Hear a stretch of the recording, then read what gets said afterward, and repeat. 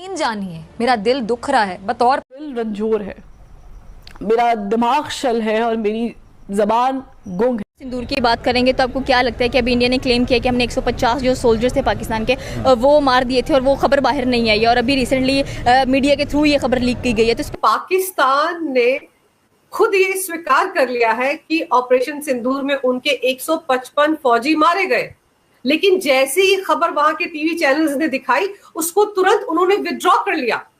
तो अगर डेथ 155 है तो वुंडेड 620 होगा, टोटल कैजुअलिटी 775 आती है। ये बहुत कंजर्वेटिव एस्टीमेट है। और अगर एक देश 155 फौजियों के मारे जाने was the clear cut winner।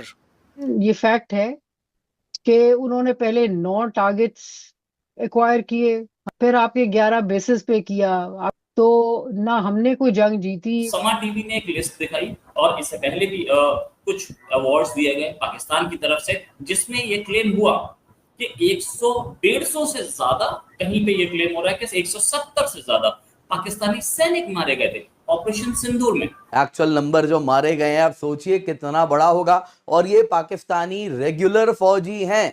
इसके सिवा कितने आतंकी, कितने इर्रेगुलर्स मारे गए हैं उसका तो हिसाब ही नहीं है। ने 155 पाकिस्तानी फौजियों की एक फहरिस्त जारी की है, जिसके अंदर सिपाही हैं, पाकिस्तान आर्मी से मेजॉरिटी का ताल्लुक है, बीच में पाकिस्तान एयरफोर्स के भी कुछ लोगों के नाम डाले हैं कि अब मुसलमान माओ ने सलाहुद्दीन अयूबी, नूरुद्दीन जंगी, तारिक बिन ज़ियाद और मोहम्मद बिन कासिम जन्म देना। जय हिंद दोस्तों, स्वागत है आप सभी का हमारे चैनल पर। दोस्तों आज हम आपको बताने जा रहे हैं किस तरह से भारत ने ऑपरेशन सिंदूर के अंदर पाकिस्तान के अंदर जाकर जो तबाही मचाई थी, उसको लेकर पाकिस्तान लगातार धीरे धीरे अपने ट्रैक पर आ रहा है और लगातार पाकिस्तान के अंदर खुलासे होते जा रहे हैं। जैसे कि दोस्तों पाकिस्तान पहले ये कहता हुआ आया था कि हमारा कुछ भी नहीं हुआ है, वहीं उनके जो एयरबेस थे उन पे हमले हुए, पाकिस्तान के जो सैन्य ठिकाने थे शायद उनके ऊपर भी हमले, और उसके बाद में जो उनके आतंकवादी ठिकाने थे उनके ऊपर भी हमले गए। लेकिन दोस्तों अब लेटेस्ट खबर ये आ रही है कि जिस तरह से भारत ने जो हमले किए थे,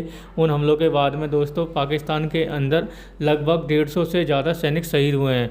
और दोस्तों इन सैनिकों की इन्होंने लिस्ट जारी की है। हालांकि दोस्तों समा टीवी के द्वारा इस लिस्ट को जारी किया गया था, लेकिन थोड़ी ही देर बाद इस लिस्ट को रिमूव कर दिया गया, क्योंकि दोस्तों शायद पाकिस्तान सरकार का या पाकिस्तान जो सेना है उसका प्रेशर आया होगा चैनल के ऊपर, और इस वजह से शायद ये वीडियो रिमूव करा दी गई हो। लेकिन दोस्तों तब तक ये खबर दुनिया में आग की तरह फैल चुकी थी, क्योंकि दोस्तों ये लिस्ट पाकिस्तान की तरफ से इसलिए जारी की गई थी क्योंकि इन जो ये जो सैनिक थे इनको क्या नाम है आपका सम्मानित किया जाना था। लेकिन दोस्तों सम्मानित किस लिए किया जाना था, क्योंकि अभी जो पाकिस्तान है उसकी हाल फिलहाल में जो थोड़ी बहुत झड़प हुई है भारत के साथ में हुई है, तो आप किस बात का सम्मानित करने वाले थे। और दोस्तों सबसे बड़ी बात इस लिस्ट के अंदर ये थी कि हर बंदे के नाम के आगे शहीद लिखा हुआ था, और जिस वजह से ये लिस्ट टारगेट भी की गई मीडिया के अंदर। तो दोस्तों आगे देखते हैं वीडियो में क्या होता है। नहीं आ गया कि हम इसको कहें इनफ इज इनफ। एक ऑस्ट्रियन वॉर हिस्टोरियन है टॉम कूपर, जिन्होंने ये कहा है कि इस मार्के में India was the clear cut winner. लेकिन उसको भी हम छोड़ दें, हम यही मान लें कि जी ड्रॉ हो गया, बराबर हो गया।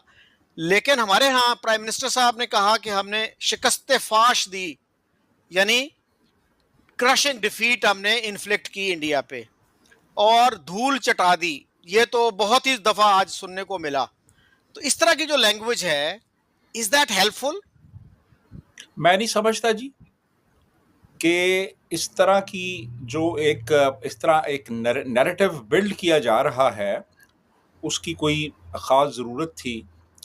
क्योंकि देखिए पहली बात तो ये कि ये जंग नहीं थी, ये एक कॉन्फ्लिक्ट था, एक लो इंटेंसिटी कॉन्फ्लिक्ट मैं ऐसे कहूँगा। इसमें तमाम फोर्सेस को अपनी फुल माइट के साथ मोबिलाइज नहीं किया गया। जहाज़ों ने एक दूसरे की जो इंटरनेशनल बॉर्डर था उसको क्रॉस नहीं किया।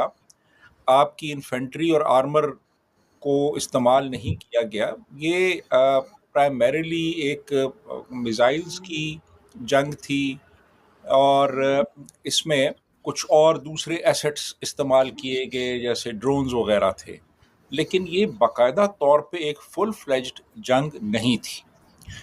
अच्छा, अब बात ये है कि ये जिस अंदाज में इसको मनाया जा रहा है और इसको जिस तरीके से प्रोजेक्ट किया जा रहा है, तो इस पे एक तो मेरा ख्याल है कि रियासत ये चाह रही थी कि इमेज बिल्डिंग की जाए और एक ख़ास नैरेटिव बिल्ड किया जाए और आवाम को एक ख़ास सिमत में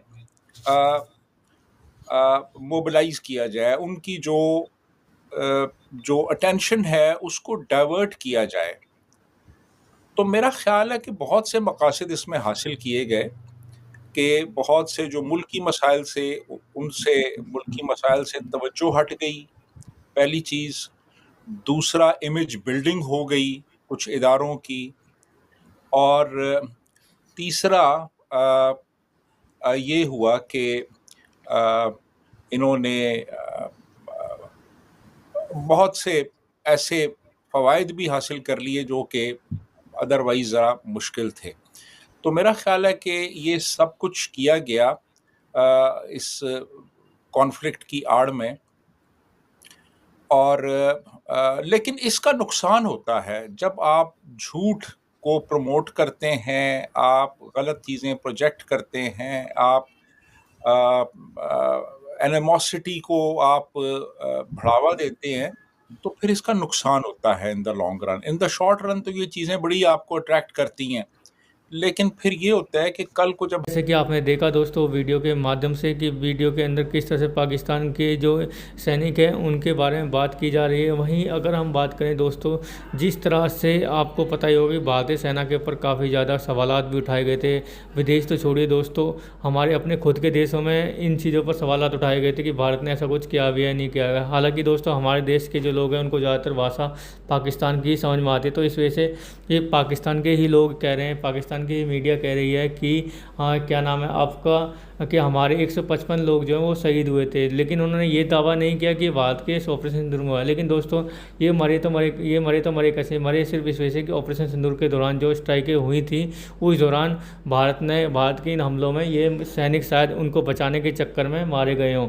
लेकिन दोस्तों इससे एक चीज़ तो साबित हो चुकी कि पाकिस्तान की जो मीडिया है, पाकिस्तान की सरकार हो गई, पाकिस्तान की जनता को पूरी तरह से बेवकूफ़ बनाने में लगी हुई है, और जिसका सबसे ज़्यादा क्रेडिट जाता है आसिम मुनीर को, जो लगातार पाकिस्तान की जनता को बेवकूफ़ बनाने में। और देखिए दोस्तों, एक झूठी उसके लिए वो अपने यहाँ के फील्ड मार्शल तक के बन के बैठ गए। तो इस बात से अंदाज़ा लगाई कि वो अपने आप को खुद ही हर चीज़ का जो है सम्मान देते रहते हैं, खुद ही कोई भी अवार्ड हो उसको खुद लेने के लिए अपना इनाम घोषित कर देते हैं। इस बात से पता चलता है कि पाकिस्तान के अंदर सेना जो है किस तरह से हावी हो चुकी है पाकिस्तान की सरकार के ऊपर, और पाकिस्तान की सरकार सिर्फ मुँह ताकती हुई रह जाती है और सेना को जो करना होता है वो अपने हिसाब से करती रहती है, चाहे उसे मुँह की खानी पड़े चाहे कुछ ही करना है, क्योंकि भारत ने तो वो जवाब दिया है कि आने वाली 7 पुश्तें भी इनकी याद रखेंगी। तो दोस्तों अगर हमारी वीडियो पसंद आई हो तो हमारे चैनल को लाइक एंड सब्सक्राइब जरूर कर लें। धन्यवाद।